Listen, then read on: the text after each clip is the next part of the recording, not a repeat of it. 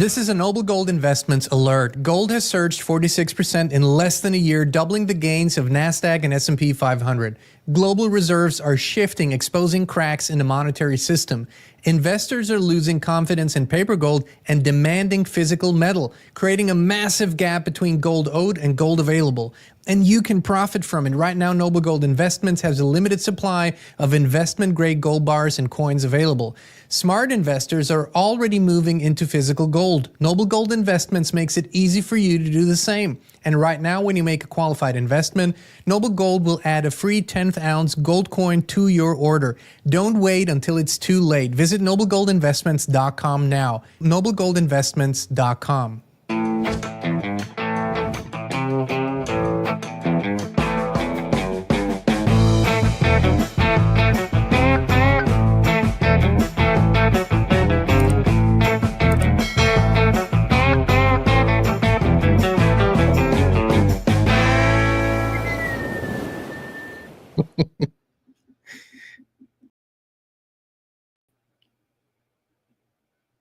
Hey, Inspire Tribe, my fellow freedom lovers. It's John Nolan here. Thank you so much for tuning in. It is Thursday, March 20th, 2025, and we're going out of the matrix into prime reality.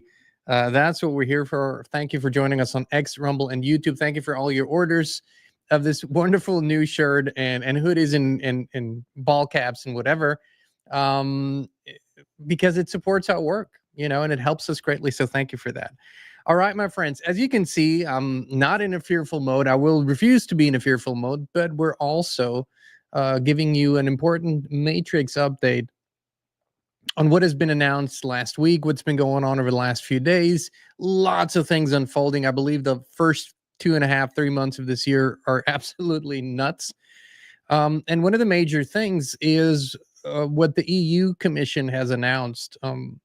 It's all war, all preparation for World War III, despite the fact that literally none of the people support this. So, this is kind of what we're dealing with, have been dealing with, and it's a good thing that the people don't support this. So let's look a little bit into the announcement of the EU last week and how it's sort of gone a little bit unnoticed, okay? So here is, the EU came out with this new proposal. It wants to arm itself for a possible major war in Europe. According to the European Commission, the EU must immediately prepare for the real possibility of a large-scale war with Russia. History will not forgive us for inaction, warns the agency headed by Ursula von der Leyen, the chief moron, in a new strategy paper on the future of European defense. So basically they came out, and if you've been following the official statements around the Ukraine war, then you know that these people are very much in war mode. Now, mind you, Ursula von der Leyen is a German national, born in Germany. Austria, for example, two countries whose thriving economies after World War II were built on cheap Russian gas. And until the Ukraine war, that was a wonderful arrangement to the benefit of all involved. Now they're, of course, all the while they were always demonizing.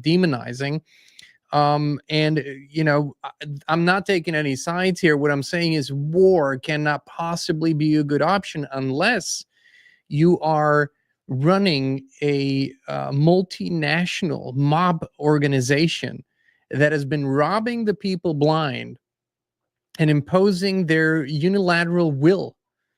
An unelected EU president, so to speak. She's not a real president. She's a president of the EU Commission, but unelected nonetheless.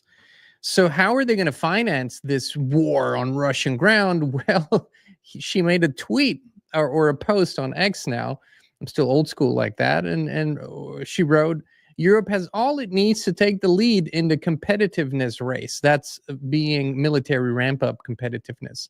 This month, the EU Commission will unveil the Savings and Investment Union, will turn private savings into much-needed investments, and will work with our institutional partners to get it off the ground. This is politics speak for, we're coming for the last stand, the last resort. We're coming for the savings of the people who've worked all their lives, filled out the forms, done all the things they were supposed to do. And they, of course, wrap it up in language that confuses people. But I want you to make a screenshot or keep this post here. Will turn private savings into much needed investment. Okay, they laid it out. They're telling the people what they're going to do. Now, are the people listening? I doubt it. I don't know if the people are actually listening here. So what are they saying? The European Commission wants to redirect citizen savings towards strategic investments to strengthen Europe's economy and global competitiveness. Once again, this is massively actually connected to an $800 billion military ramp up. A new savings and investment union is proposed to better allocate up to 10 trillion in bank deposits across the EU. Listen to this. This is important. European savings are high, 1.4 trillion annually versus 800 billion in the US, but 300 billion leaks to non-EU markets every year. The EU must mobilize private capital alongside public funding. A 750 to 800 billion annually is needed by 2030 to stay competitive with the US and China. Once again, we're talking really about military spending here. And that's what they're doing. This is how they bury this shit and always do the same thing. Measures under the SIU include lowering barriers for insurers, banks, and pension funds to invest in equity, which basically means this is what they've been doing in the US for a long time. They're using those funds that taxpayers pay into for their Social Security, for their pensions, for their retirements. They're using them, and they will lower not just barriers, but regulation, so these funds can basically invest that money into the industry or the military industrial complex. This is a sophisticated way of saying how they're going to use those savings that should never be touched, of course, in this way. Then they're going to be reviewing securitization rules to free up banking resources. I'm going to translate this to you. They're going to lower the standards of how much banks need to hold versus how much they can lend and how much securities they need to have. The Federal Reserve quietly, for example, lowered the reserve standards for banks from 3% to 0% during the COVID bullshit in 2020. The European Central Bank had similar adjustments, which means that they're not even required to hold a fraction of the money that they produce out of thin air. You know, it's mind-boggling. And we're going to talk about the digital euro here in a second, how that all plays together also, and how that plays into the war strategy. Encouraging private investment through the European Investment Bank and national promotional banks. This is this is all PR speak. It's so this is where the people get together, and the lawyers, the attorneys, they say this is how we're going to do it, and then the PR team comes in, you know, and they say this is how we're going to sell it. Removing inefficiencies and regulatory barriers in the EU's financial markets. What they're saying is, and let me be clear, they are trying to get literally to savings. Literally, that's what they're trying to do here. All of this is saying we're trying to grab that money that is just laying there. Ensuring equal treatment for financial market participants across EU nations. Now, you might say, okay, I heard this, you know, I might just decide to withdraw my savings, you know, in a slow trickle way, because you can't just go in there. If you have, let's say, 50, 60, 100,000 euros, you won't get them all at once because the regulations are so big, and they're so big on cash limit. So it's going to take a while. But even if you do that, you know, you might be sitting on some cash that's getting less valuable by the day. But what they're really doing, and it's what Christine Lagarde, the chief of the European Central Bank, has been announcing, is that the digital euro is very close. Now, in her last announcement, she has still said we're going to keep cash and have digital cash, but we all know where this is going. Look at the countries who've already adopted this. Look at how they limit. And the EU has been limiting cash use like crazy. You can only buy, so, in certain countries in the EU, you can only spend $700 in cash on any given product. If you buy, from a private seller, any product, you can only do 1,000 euros. It's crazy already. So please tell me, once the digital thing is completely here, that they're going to keep cash free flowing? No. And here's the flip side of this. Once it's completely digital, what is keeping them from simply seizing assets as they needed because of the big Russian bear who's going to invade Central Europe? So this is clear as day. This has been in the works for a very, very long time. I would suggest, not just in the EU, but also here in the US and everywhere else, listen to what they're saying. I'll go back to this one more time. I want you to read this one more time. We will turn private savings into much needed investment.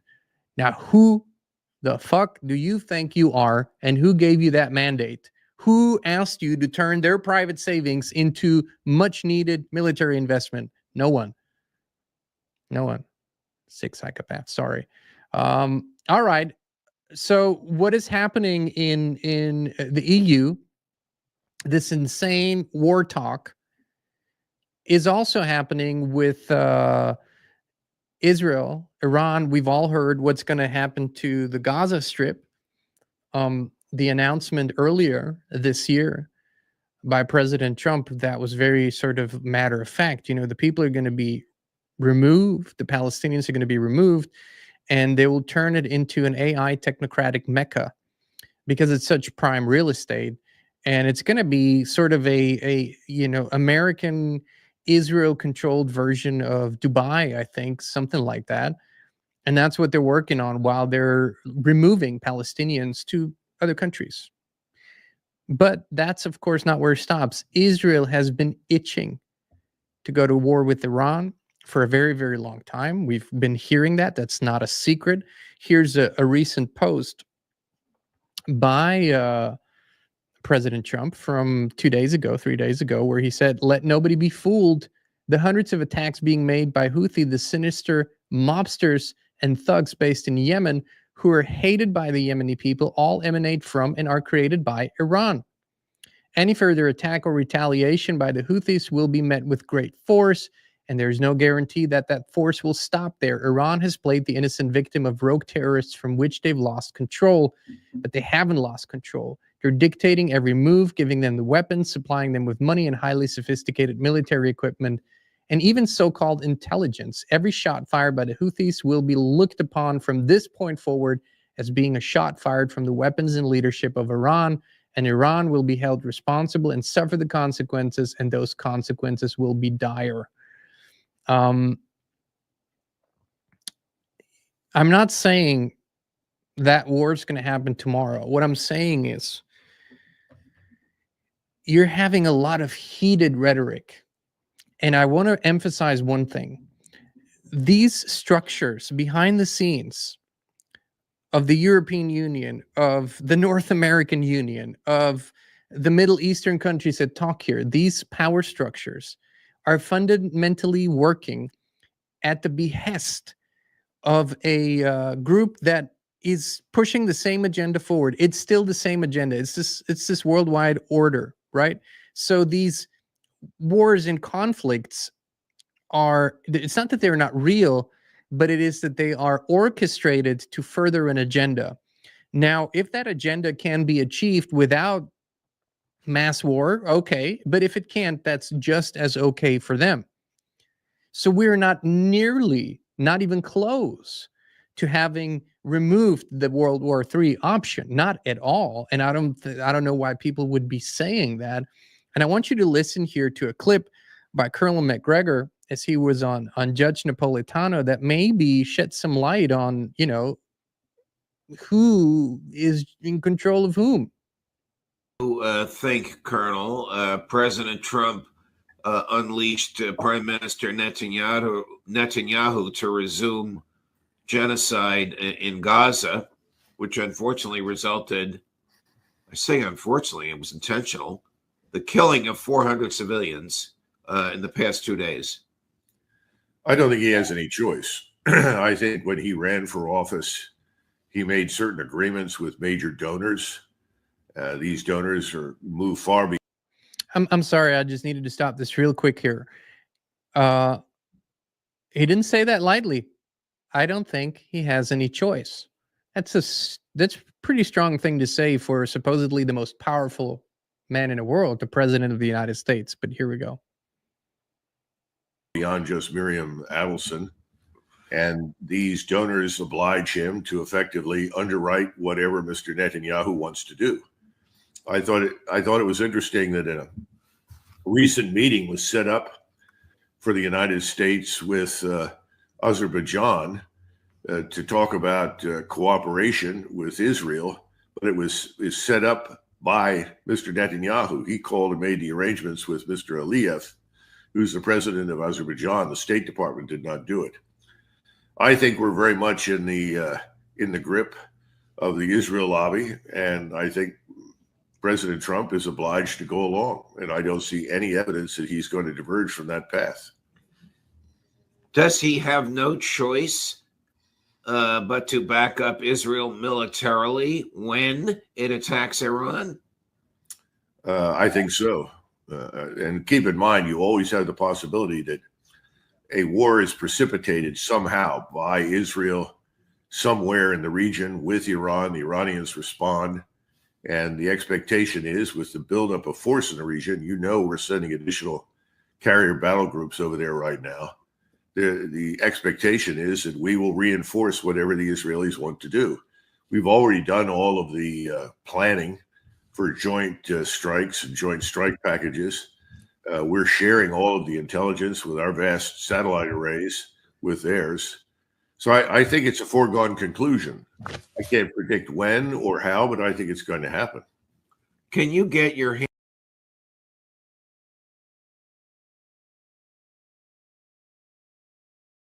Excuse me. That's the analysis of Colonel McGregor, and he's been around for a minute or two. And I would say this was not a propaganda piece. This was a very fair assessment of the situation.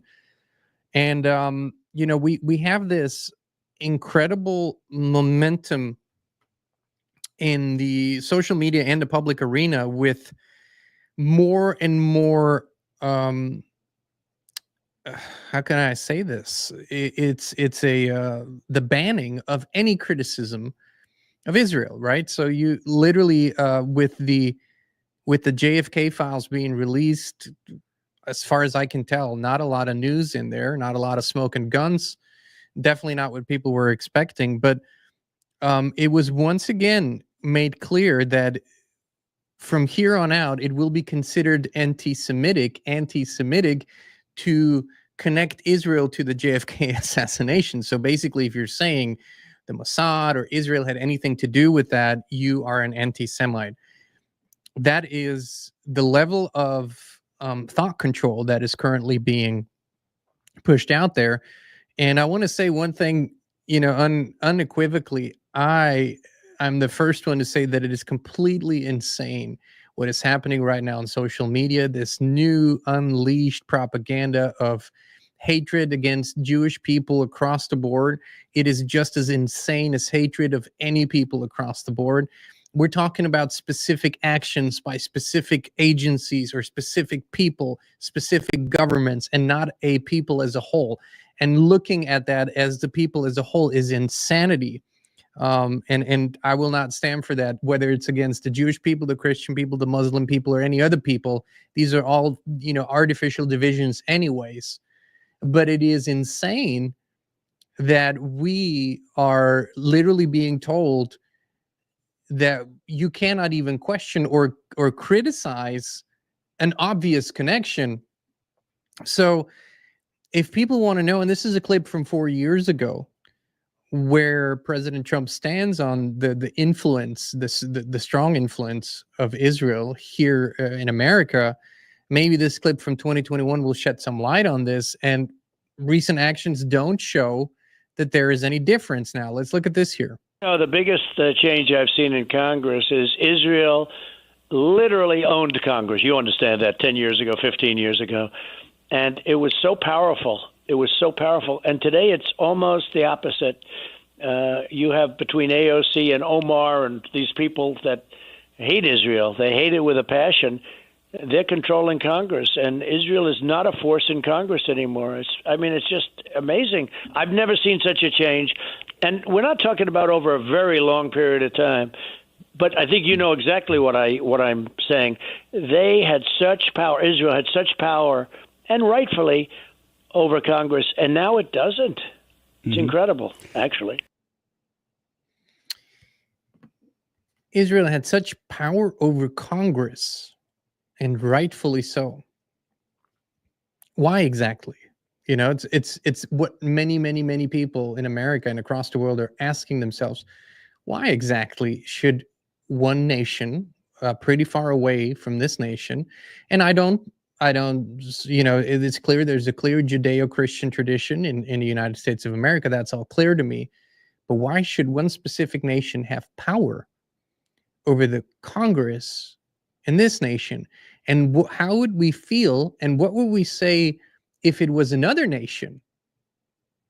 I don't know. Let's just pick one. Yemen was mentioned earlier, or Italy for that matter, or any other nation. How would people feel if it was spoken about in this way? So, you know, these are questions that a lot of people are having. And, you know, a lot of people are wondering why another nation is literally being put first so many times. And whether there is such a thing as a completely unconditional support, no matter what happens, right? So these are all interesting questions. And I'll say this one more time. I'm talking about the government. I'm talking about the institutional powers of that nation, not the people. Because I side with all people of all nations, you know, because the people rarely are fairly represented by their governments. Very, very rarely. So this is a worrisome situation because it is very much presented as a black or white, do or die kind of thing. And I think much more peace, you know, sort of peace-oriented messages should come out, but they're not. And of course, these current actions and current rhetoric around war in Europe, war in the Middle East, war in Iran. Now, mind you, war in Central Europe and war with Iran is world war. Make no mistake. There is not a way for all the major military powers to not get involved when war in these regions escalate wars. So that, you know, that is World War III. And of course, this has not only been prophesized, but planned, right? All three world wars were carefully planned. We have more than enough evidence for that. And two cannot be avoided anymore. The third one, of course, could be. But it takes a lot of awareness of the people everywhere as to just what is happening here. Okay, let's turn the page here, my friends. This one is an interesting one. This came via a few people on X, and I wanted to do a little bit of an important update, messages and signals that we see out there that I think matter. This connection was made by multiple users on X, also Jeff Berwick. And if you look at these images here, and I'm going to explain this in a second, on the top, and we'll play a video clip, you see a clip by GB News, which is sort of a kind of a little bit alternative, you know, on the right, talking about mRNA jabs for cancer. And below is a scene from the movie I Am Legend from 2007, okay? Before we play that clip and compare the two, which is very, very interesting, I want to play another clip for you, just as a quick reminder, by Larry Ellison, the CEO or CTO and co-founder of Oracle, as he spoke in the White House on the first full day of President Trump's second term. Let's listen to this here. Gene sequence. Once we gene sequence that cancer tumor, you can then vaccinate the person, design a vaccine for every individual person to vaccinate them against that cancer. And you can make that vaccine, that mRNA vaccine, You can make that robotically, again, using AI in about 48 hours. So imagine early cancer detection, the development of a cancer vaccine for your particular cancer aimed at you, and have that vaccine available in 48 hours. This is the promise of AI and the promise of the future. So this was literally one of the first statements made at the press conference on January 21st of this year, which was significant. And we reported it at the time because we thought it was significant that this is one of the big ones coming out there. Now, I want you to look at this little comparison here, like I said, of GB News from last year, 2024, compared to a movie excerpt from I Am Legend in 2007. So that is 17 years before. Let's look at this here. I think it's going to open some eyes. So what is this as big as it sounds? I think it potentially is. I mean, it's very early days. So basically, they've discovered that if they use the same technology that they use for COVID, and they use some mRNA, which is a messenger part of DNA, they take your particular cancer, they biopsy it, they take some of the protein on your cancer and they put it back into your cells.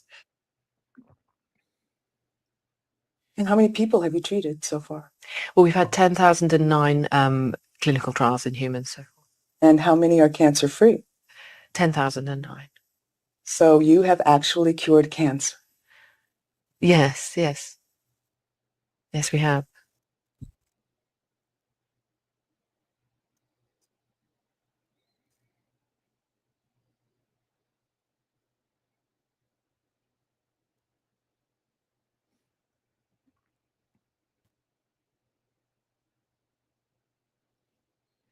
Look at the outfits. Look at the dots, the polka dots. Hold on. Look at this. If you compare the two outfits, you will see that it's very similar. I mean, it's eerily similar. You know, it's like this is definitely not a coincidence, right? And this, you know, it kind of supports the notion that we live in a very constructed reality, scripted, right? That these things are all scripted, and that seemingly alternative media news outlets oftentimes are just as much part of the game. Of course, they could have just staged this just to make this happen. I'm not excluding that option. I'm just saying it is eerie. Now, when it comes to this notion that they cured cancer, we're not going to talk about today the holistic medicinal knowledge that is out there, but I'm going to point to the fact that many people in this arena of philanthropy, you know, worldwide philanthropy, the Bill Gateses and all the others, they have at one point or another compared humanity as the cancer to the earth. So when you talk about curing cancer in this way, well, that makes a lot more sense. Why this matters is because it is all connected. We're talking about the Depop agenda. You might ask or you might remember that a few years ago, overnight, the Georgia Guidestones were removed. That I think in light of everything that's been unfolding would have gotten even more attention now. Keep humanity under 500 million. Remember that. So I think, you know, all of this is pointing, and in the movie I Am Legend, of course, the cure leads to what? Mass Depop, right? It leads to mass, you know what? So these things are all connected. They're all ultimately one continuing agenda. And it is not that it's coming, it's already been unfolding. We're already in the midst of it, but we need to open our eyes to it, I believe. And clearly, you know, not cooperate, not just with our own enslavement, but with our own annihilation, if you will. And I thought this was just an eerie clip. And then in the last piece of news for today, you might have seen this one too. And we're gonna see where this goes, but it's now in a press release, and there's going to be apparently a 4-hour presentation with solid evidence. Massive underground structures have been discovered underneath the Pyramid of Giza that clearly put official history on its head.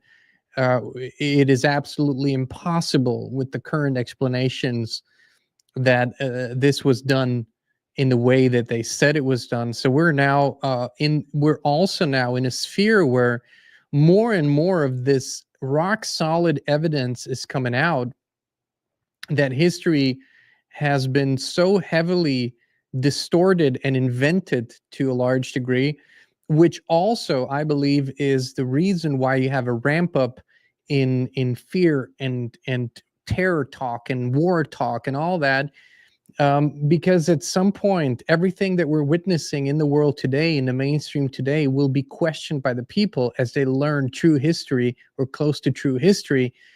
And so nothing will make sense anymore to people when they compare it to true history. And I think that knowledge is still, they're still trying to suppress it. I don't think it's going to work much longer, but here is researcher Jay Anderson with a little clip about the pyramid discovery from yesterday. What has just been announced in relation to the pyramids at the Giza Plateau and the plateau itself is so incredible, so awe-inspiring and narrative shattering that I have been sitting here for the last hour trying to wrap my head around the implications of what we were just told. So this is pretty much breaking news because the new findings were announced on the 16th of March at a press conference held by the team who was studying the Great Pyramid of Giza with a non-invasive technology that was first developed by Filippo Bionde and Corrado Malanga called synthetic aperture radar Doppler tomography. So this was used to explore the internal structure of the Great Pyramid of Giza.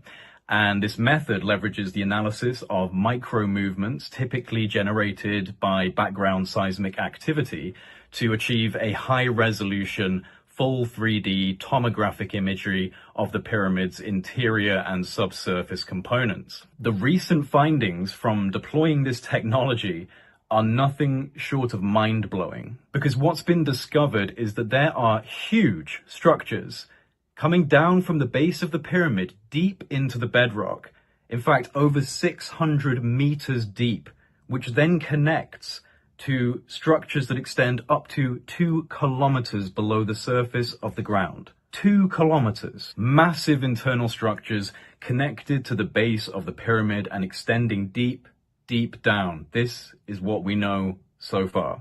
Utilizing high-resolution radar images from Capella Space and Umbra, which are 2 private companies that specialize in satellite-based synthetic aperture radar imaging. So this is just a short sort of summary. Massive structures. Think about it. 2 kilometers. That is incredible.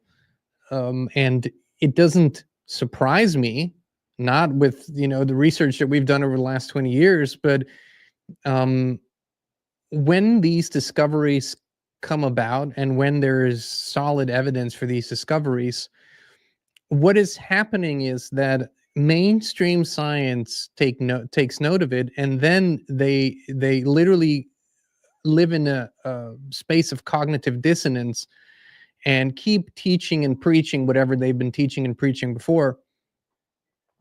And there's this famous story that Greg Braden told where he was talking to a friend of his, and he's not a friend anymore as far as I know. He was talking to a friend of his who was a professor who was studying human evolution. And Greg presented him with some new evidence, not theories, but evidence that the story of human evolution cannot be true, and that clearly showed intervention, that clearly showed that, you know, there's the official narrative with from the apes to where we are simply isn't true. And it is clear now that evolution theory is just that, a theory that was proven wrong. And while the professor acknowledged all this evidence and was totally fine with seeing it, he said, well, you know, but what should we do? Our entire curriculum, my career's notes, everything is built on the Darwinian evolution theory. So we just can't go and change that now. So the professor took convention and convenience over facts and evidence, which is so often, and that's just sort of a human explanation. But in truth, wherever the money comes from, wherever the grants come from, wherever science come from, studies show that what studies show depends on who pays for the studies, right? So you have this apparatus that doesn't want or allow for this new evidence to come in. Why? Because it isn't just a new piece. Listen, if you acknowledge that there are massive 2-kilometer spiral structures that clearly must have had a significant function in ancient Egypt, when you acknowledge all these things, you have to acknowledge that our entire story, our entire human story is wrong the way that it's being taught across the education sector. That is not just one discovery. That is literally a rewriting of history that you have to finally do. And with every discovery that comes in, they're trying to push something or have big distractions or have big booms where this doesn't hit the mainstream for a significant amount of time.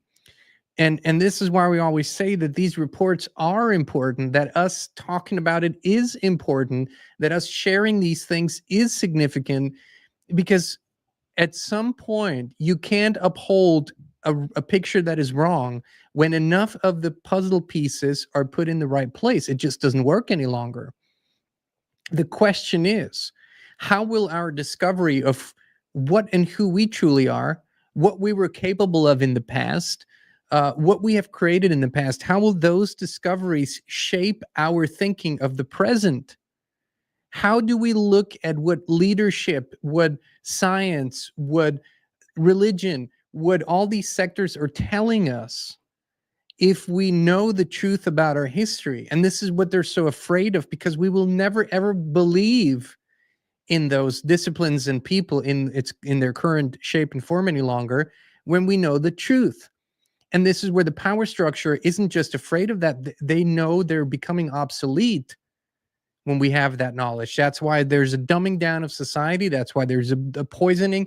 That's why there's a strategic hiding of true history. That's why voices that come up with true historic facts are being suppressed by the mainstream, by the algorithms, and so forth. And this is why we have a grassroots information movement, why all of this is truly significant, why we keep showing up every single day, and why we are appreciative that you show up every day and that you do your part in this, whether that is research, sharing, spreading awareness around these subjects, and doing or taking significant action in your own life.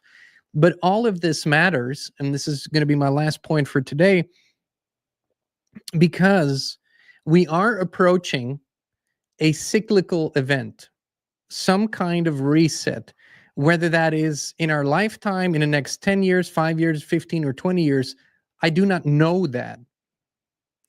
Like I said before, I don't know that we can pinpoint the time frame. Some people claim they can, and I'm not saying that they're not right. I'm just saying I don't know that. What I do know is that we have proven beyond the shadow of a doubt that there are cyclical reset events or catastrophic events from a human perspective that keep coming. Are they inevitable? I don't know. I'm saying historically, we can prove them. So if such an event is approaching, what would be one of the most important things that we need to do to prepare for that? Survival is one thing, and that might not be possible for everyone. And to me, that's not a big deal. But what I do or think is important is that knowledge survives. That maybe if this has to happen, that afterwards, there is the body of knowledge available that allows people to sort of speed walk through it rather than take 100 years again, right? To get to knowledge, wisdom, inner exploration, to have all these things available to them. And so that is important. And one of the key elements in my perception is not just writing it down in time capsules. These are all important. It is that we imprint enough of this, so enough of us, onto the field so it can be absorbed from the field again in a significant, energetic way. That sounds woo-woo, but that's literally what Wi-Fi does. So in Wi-Fi, this technology was modeled after us. It was modeled after how the real thing works. So, it's not woo-woo. It's actually truth. So this is important. And we don't have much time in my perception, not just because of the cyclical event, but also because the algorithmic sophistication and suppression system is getting stronger and better, and it's drowning out voices that are committed to the truth over anything else. It's not drowning out voices who are willing to sacrifice some of the truth for popularity. Those are not getting drowned out. But those who are actually really committed to the truth, very, very little algorithmic support. All right, my friends. Thank you so much for tuning in. Thank you for being with us. I am not hopeful, but I have an absolute knowing that spirit is above and beyond everything and anything else. So I have no doubt. The timeline, I don't know, but I have no doubt that spirit will prevail. Truth will prevail. And a remembering of the true divine order will prevail as well. All right. Thank you so much for tuning in. We love you. We appreciate you. And we'll be back with you again very, very soon. Listen, right now, you could be only a few clicks away from experiencing something amazing, something that has changed thousands of lives all over the world. I'm talking about a high consciousness field similar to those at pilgrimage sites and sacred places. It's where people go to heal, to connect, and to become the best possible version of themselves. With FLFE, you can bring such a high consciousness field into your home right now. It's a spiritual quantum technology based on the work of Nikola Tesla. Better sleep, more energy, greater well-being, improved finances, electrosmog mitigation. These are only some of the things people on the FLFE service are experiencing. Try it now for 15 days completely free of charge, no credit card needed. Just click on a link down below to start your free, no strings attached FLFE trial right now.